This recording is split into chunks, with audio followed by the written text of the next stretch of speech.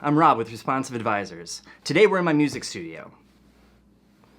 I've been collecting gear for about 20 years. I make electronic music, I make conventional music, I've been doing this for a long time. And a lot of you are the same way. A lot of you Scrum professionals are out there making music and leading sort of a secret rebellious life inside your bedroom or your music studio. Today I want to talk about the 5 things you're probably doing wrong with your Scrum team.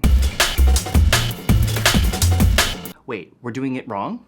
Yes, you're most certainly doing Scrum wrong, and let me explain. When Scrum teams focus more on the number of points that they complete than the amount of business problems that that team solves in a sprint, you're probably doing it wrong. The whole point of Scrum is to work collectively as a team, to solve business problems, to mitigate risk, to find problems earlier than you could find them before. If you're dividing and conquering, you're not going to get a lot of great results as a team. Even worse, if you're in an organization that frowns upon team behavior, or you are being bonused per story point that you complete, it's going to force you to divide and conquer. So that's my number 1 thing that you're probably doing wrong with Scrum. My number 2 thing that you're doing wrong with Scrum is not having sprint goals.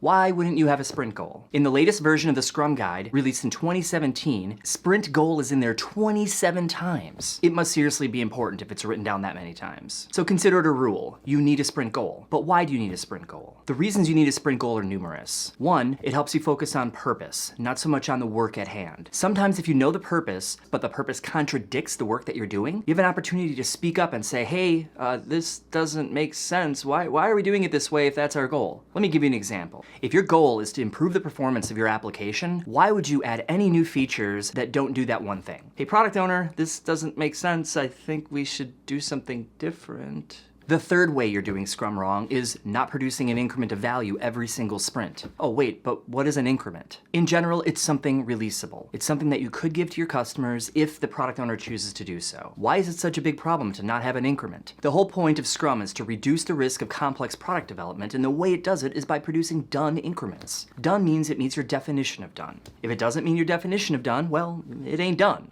By producing increments, you reduce all kinds of risks, including technical risk, testing risk, integration risk, aesthetics risk, and even business risk when the customer finally sees what it is that you produce for them and they can tell if you're on the right track or not.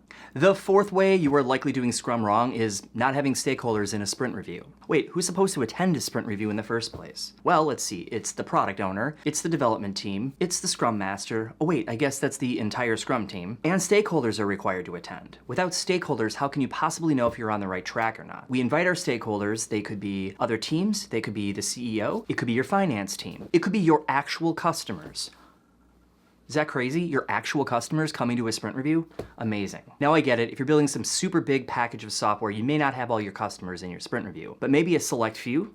Maybe you do some user research by bringing them into a sprint review. So please, please, please have stakeholders in your sprint review. And the 5th way you're doing Scrum wrong is you believe you can't release until the sprint is over. It turns out you can release at any time, any day of the week, and you do not have to use the sprint review as a sign-off. A sprint review is merely to get feedback, and like I said before, you need stakeholders in your sprint review in order to get feedback. So if you require some certain sign-offs, yeah, you're gonna get them before you release. But that doesn't mean you can't release Monday, Tuesday, Wednesday, Thursday, Friday, Saturday, Sunday, and then the next Monday, Tuesday, Wednesday, Thursday, Friday, Saturday, or Sunday. You can release any day you want. There is no speed limit in Scrum saying you cannot release sooner than a sprint boundary. So if you're doing Scrum on a team right now and you're doing any of the 5 things that I just mentioned, well, you're probably doing it wrong. Now, it's not about following all the rules of Scrum. That's not it at all. What it really is about is, are you getting the benefits that Scrum promised from the beginning? If you're not getting the benefits, then you might be doing it wrong. Does your team feel more rigid than Agile? You're probably doing it wrong. If you like this video, hit the like button at the bottom. Hit the subscribe button if you want to get the latest notifications from this channel.